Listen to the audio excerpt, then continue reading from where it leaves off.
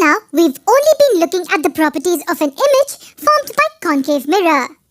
However, there is one more type of a curved mirror. Do we know what it's called? Yes, a convex mirror. So what is a convex mirror? A mirror whose reflecting surface is curved outward is called a convex mirror. The question now is, how does an image formed by a convex mirror look like?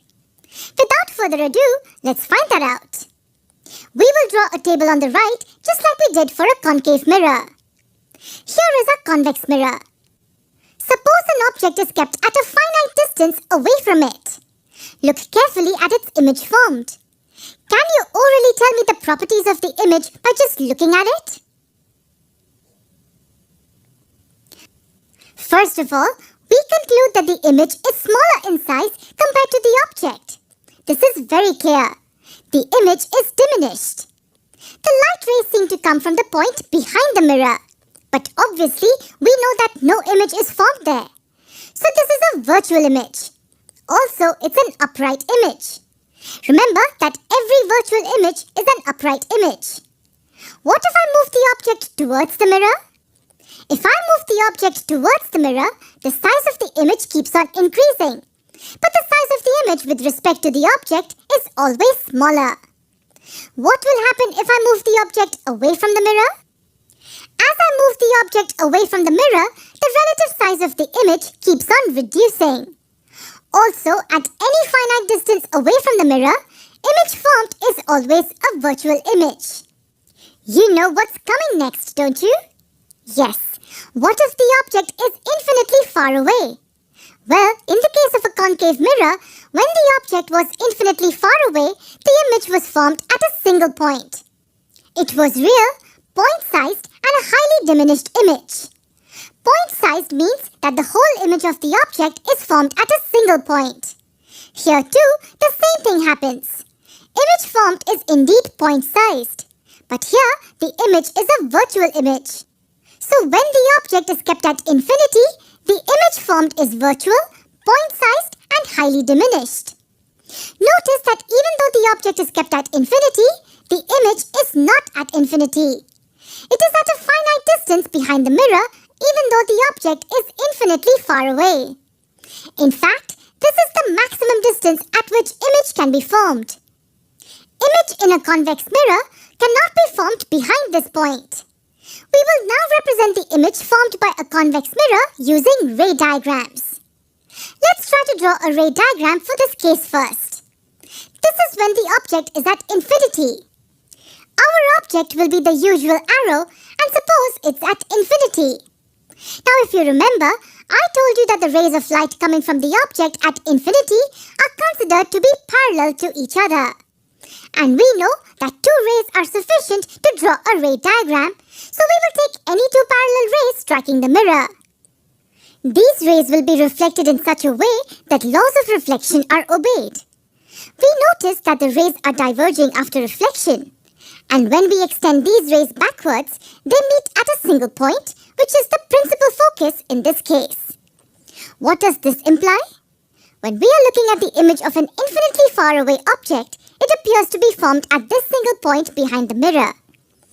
If the parallel rays are traveling in this direction, the image is still formed at a single point, which is different than the principal focus. We call this point focus, as it does not lie on the principal axis. What now? Now let's keep the object at a finite distance from the mirror and try to represent the image formed for this case using a ray diagram. So how did we proceed? We only need to take any 2 points on the object which is represented by this arrow. Find out the image of these two objects' points first by drawing at least 2 rays emerging from each point. After reflection, all these rays will follow the laws of reflection. When we extend these rays backwards, we get our image locations. I repeat again that this is not a real location in space. It's only a location where the image appears to be formed. I want to pause here for a moment to tell you the reason exactly why I chose these 2 rays only. One parallel to the principal axis and the other directed towards the focal point. Yes, these are not random 2 rays. I chose them on purpose. Well, if you remember, when we were talking about the ray diagrams for images formed by concave mirrors, we saw that the rays which are parallel to the mirror will always pass through the focal point after reflection, and the rays which pass through the focal point will always travel parallel to the principal axis after reflection. There, we had only used these two rays to draw all of our ray diagrams. But in convex mirrors, we know that the rays cannot pass through the focal point as it lies behind the mirror. But if I direct the incident ray towards the focal point, then after reflection, it travels parallel to the principal axis.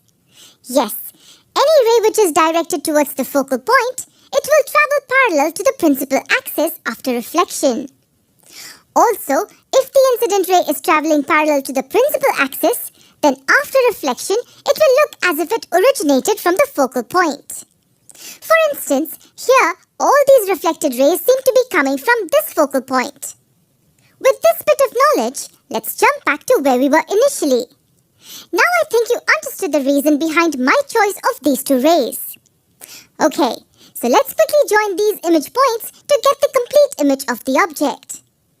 If we measure the length of the object and the image, we will find that the object's size is greater than its image. So we say that the image is diminished.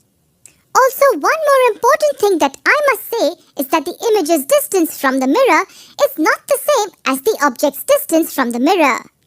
If you remember, when we were discussing plane mirror images, the virtual image distance and object distance from the mirror were the same irrespective of where the object was placed.